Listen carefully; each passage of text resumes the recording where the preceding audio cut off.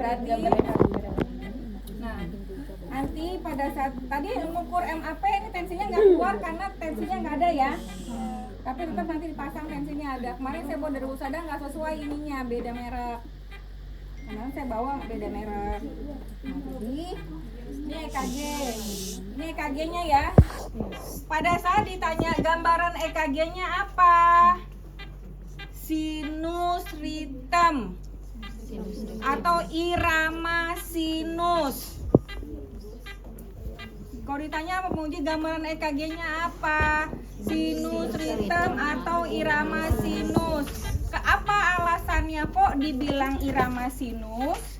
Apa kriteria irama sinus? Heart rate-nya berapa nih heart rate-nya?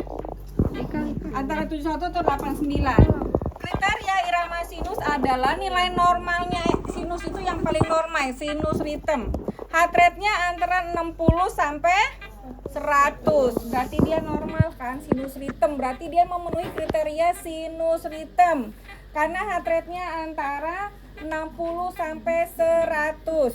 Kriteria yang kedua, iramanya teratur atau reguler.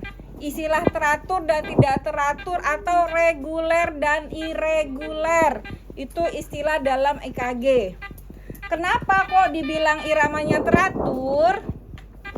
Ingat, karena jarak antara R nih, R yang tinggi kayak sutet nih R, karena jarak antara R ke R-nya sama. Kan tadi nanti disuruh print ya, misalkan disuruh print, ini ada printnya nih, ada gambar printer. Nih, ini keluar di sini. Cuman di plester kayaknya nih. Tapi kemarin keluar. Ini error.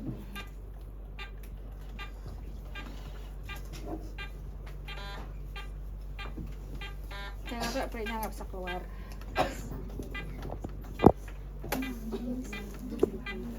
Jadi tahu ya kenapa dibilang reguler? Karena jarak. Kalau ditanya gimana ngitung kok tahu RK-nya sama, kan ada penggaris. Diukur nih R-nya ditandain kan pakai penggaris kertas, bukan penggaris ini. Jadi nggak bisa nandai, ini contoh nih kertas. Pulpen mana pulpen sayang? Harusnya di print biar lebih enak ya, di ini nggak bisa nih. Ini R kan? Ini R-nya di sini, yang keduanya di sini, yang ketiga di sini, yang keempat di sini. Biar tetap sama geser ke sini. Sama nggak sih jatuh R-nya ke sini lagi? Jatuh nggak sih R ketiga di sini, ke sini. Nah, itu namanya teratur atau Reguler. Kriteria yang ketiga adalah setiap gelombang P selalu diikuti gelombang Q, R, S, dan T. Ini P-nya yang paling depan, Q, R, S, dan T. Jadi itu kalau ditanya, iramanya apa? Sinus ritem. Kenapa sinus ritem? Karena Heartnya harusnya antara 60 sampai 100. Iramanya reguler. Setiap gelombang P diikuti oleh gelombang Q, R, S, dan T. Kalau ditanya P-nya normal. Normalnya berapa? Paling tingginya berapa sih P, lebarnya si P berapa? Tapi biasanya nggak sama. Tapi mungkin ada juga penguji yang bilang begini ya, begitu ada aja. Gelombang P-nya tingginya 0,3, ke atas berapa, ke samping berapa, masih ingat? Ke atas 0,1, 3 kotak, ke samping 3 kotak, itu P. PR-nya, PR intervalnya normal. Berapa PR interval normal? 0,3 sampai 0,20. 3 kotak sampai 5 kotak. Misalkan cukup, itu aja udah cukup. Heart rate-nya, kriteria apa, gambar EKG-nya apa? Sinus ritem. Kenapa dibilang sinus ritem? Heart rate-nya Antara 60 sampai 100. Heart rate-nya dia 85 Bu, normal. Jadi sinus ritem itu antara 60 sampai 100. Iramanya teratur atau irreguler. Setiap gelombang P diikuti QRS dan T. P-nya normal berapa? Tinggal dibaca. QRS-nya normal berapa? P ada di buku semuanya di situ. Kriteria sinus ritem masih apa? Apa sih sinus ritem? Apa? Gelombang P berapa? Di situ nggak ada tuh di buku itu. Saya tahu nomor gelombang P belum ditulis. Tinggal cari. Panjangnya 0,3, lebarnya 0,12. 3 kotak ke atas, 3 kotak ke samping, itu P. PR interval ada di situ, QRS ada di situ. Jadi tinggal nambahin P aja, normalnya berapa ada di bukunya. Karena ditanya itu, penguji nggak akan jauh-jauh nanyanya seputar itu. Tadi MAP ngitung MAP gimana?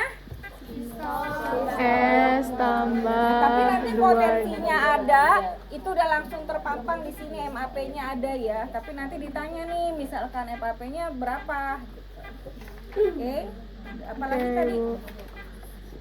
Apalagi soal hemodinamik? Oke, tinggal nulisnya ya. Udah apalagi kayaknya instruksinya? Udah gimana penutupannya? Closingnya? Enggak, tadi udah ya Pak, udah dipasang. Kita itu mesti dilakukan kan nanti apa nilainya sampai sana. Baik Pak, saya di download alatnya dulu ya. Saya cuma bilang mau saya lakukan pemasangan ya Pak, pemasangan beberapa alat.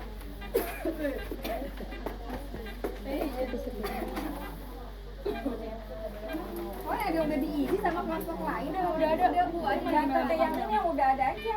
Banyak kan mana dia yang udah ada betul di situ layak.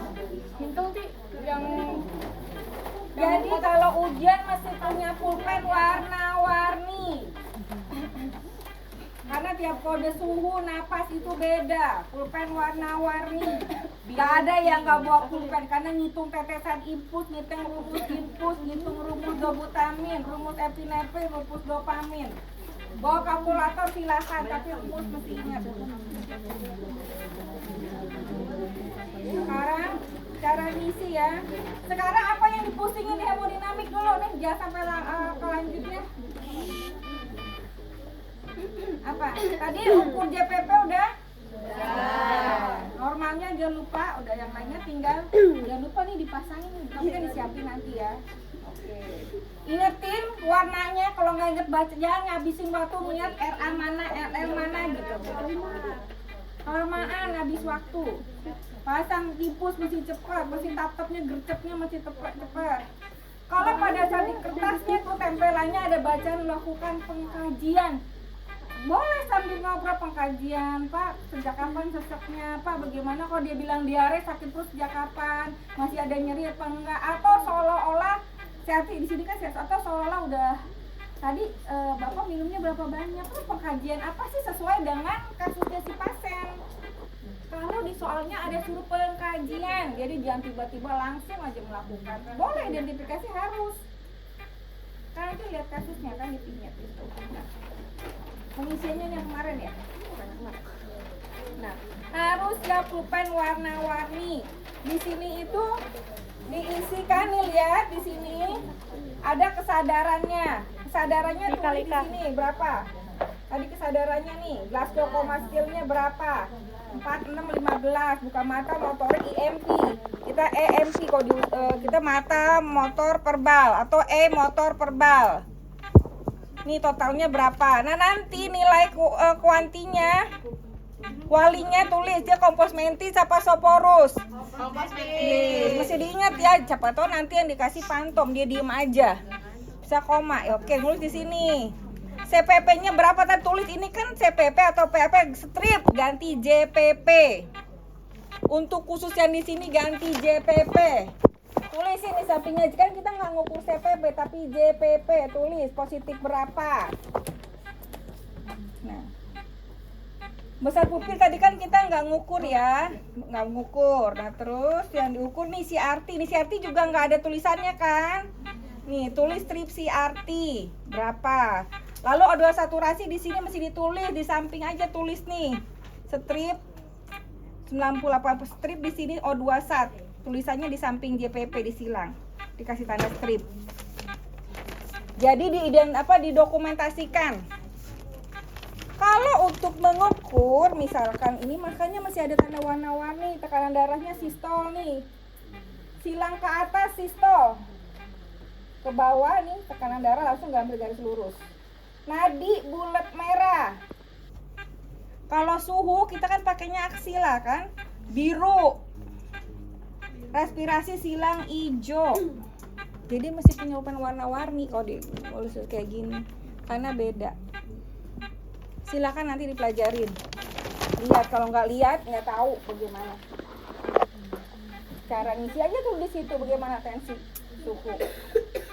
Kalau tensi centang ke atas, sistol, diastol, ditarik garis lurus. Coret-coret nggak apa-apa kok, buat latihan selembar nggak apa-apa.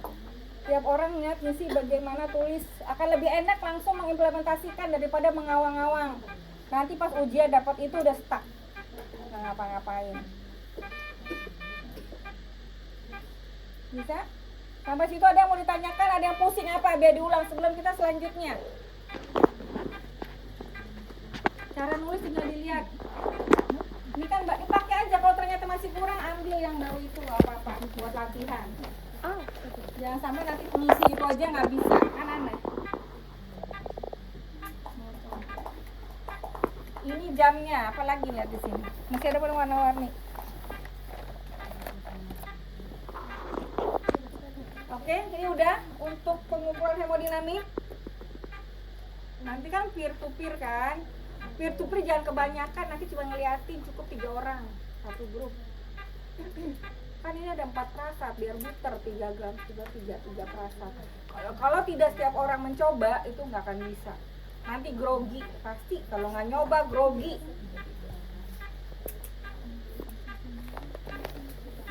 Apa yang ditanyakan? Silakan coret-coret, terserah. Mau dicoret-coret nih silakan. Oke, sekarang perasat yang keberapa?